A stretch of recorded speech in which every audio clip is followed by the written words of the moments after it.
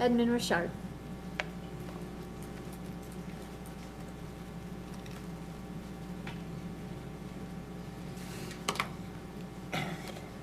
Board members, this is very simple.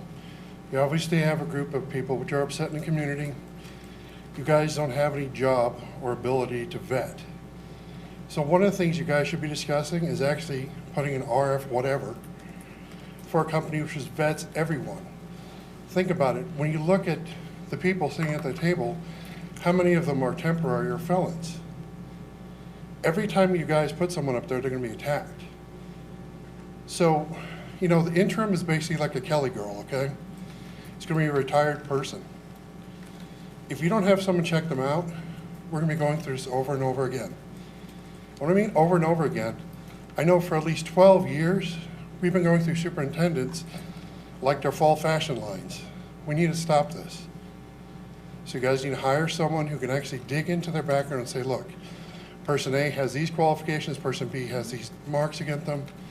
And you guys would discuss it, then when the public gets to it, it's not going to be a surprise. We're going to have someone in the audience say, oh, look, I used Google and found this. Great. I can find a lot of things with Google, but it doesn't mean if it's right or wrong. But if you say, we have this organization, which we got this person from, they cleared through this process, here's the information on how they clear them. Great. But you guys need to be thoughtful about this. Because I still have kids in school. And it's really funny when they come up to me and they say, Dad, who's next? I mean, really, this is like a soap opera. What's this going to be, the superintendents of Scottsdale? How many of them come and go before someone says, hey, maybe our process is broken? And also, please, for God's sake, do not have a vendor come in here, present, and tell you how they're going to do their method, because that's what breaks procurement law. And speaking of that, never select, under any choice whatsoever, one GPA again. Because that right there is a painful reminder that if you rely on a third party, without you guys going through how they vet people, you're going to end up with problems. Because I can tell you, if I use my Google searches and show you the problems of one GPA, all the superintendent stuff is going to look like a joke. So please, take your time, find someone, a professional organization which can vet these people, and get an interim. Otherwise, this poor district is going to sink further. Thank you. Okay, Edmond Richard.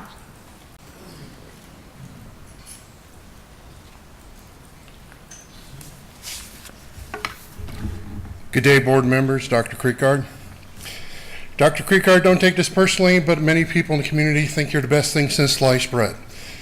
Unfortunately, to me, as a parent, that bread is a little old. Not in your age, but in your reaction to the issues. Nancy Cantor mentioned the CSI effort. Well, we're in year 3, and it is 3 letters. You mentioned that Coronado was in trauma and other harsh things, and I know you're slowly rolling things out. And as Jeff Gadd said, and board member Greenberg over there said, it's like, you know, we need to be really conservative on how we spend our money. You just lost an entire elementary school, 682 kids. How conservative do we have to be? Are you guys going to do anything? Because as Nancy Cantor mentioned, we have Tonelli as K-8. You know what that says to the community? Those kids go there. It's not equitable. It almost smacks of segregation.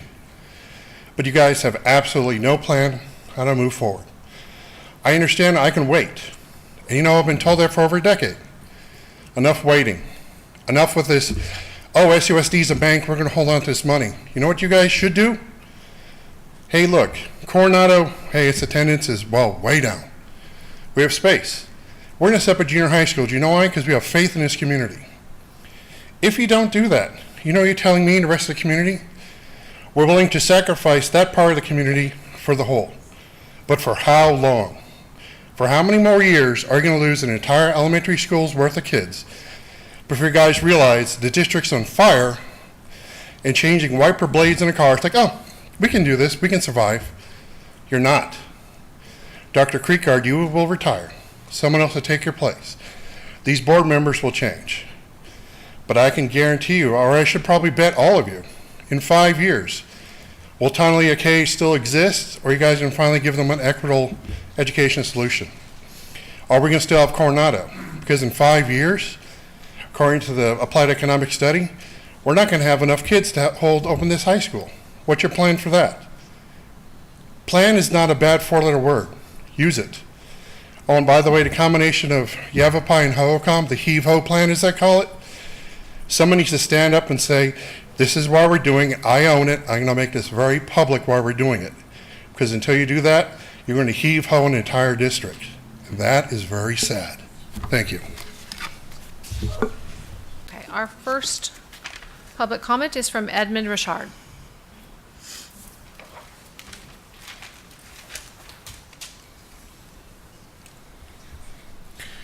Good day, board members, Superintendent Creekard, Mrs. Sandra Cuomo. As a parent in this district for well over a decade and a citizen of the city of Scottsdale for, well, way too long, I'm about to turn 50, so give you sort of a hint there.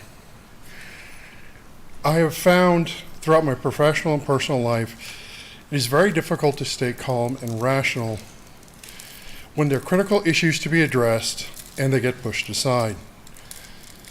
Dr. Creekard, you and I have had several meetings. I have sent dozens of emails for over a span of which goes at least 9 months regarding a simple issue of a crosswalk at Tonalea K-8 School. I understand you did not create the issue, but sadly you have to resolve it. Now, after all these meetings, I saw more finger pointing and playing the game hot potato than I've ever seen in my life. I am certain all the teachers in SUSD do not tolerate that when children simply blame each other. The famous cartoon from Family Circus is the character, not me. I did not know SUSD hired that person. So, after reaching out to a greater public and with the apparent magical work of Board President Beckman, apparently the city of Tempe started to do something. Unfortunately, as you read the email string, it seems like this was the first time it was ever mentioned. Now, whether or not these two governmental bodies are going to spend time pointing fingers and lying is not my concern. What is my concern are the students.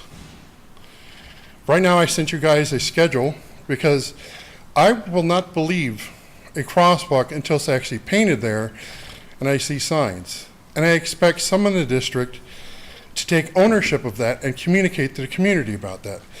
Because if you think the crosswalk is the only issue we're suffering from, you're sadly mistaken. Remember, I'm also the guy who lives around the fenced-in dead grass.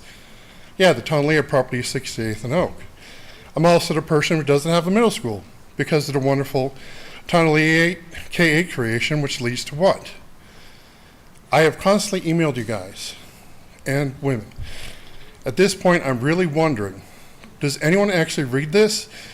Or do I need to go on CNN and say, look, this is the sad state of Scottsdale. Look at all these emails. I am certainly they'll need a forklift to bring in all the documentation. Please don't make me do that. Thank you.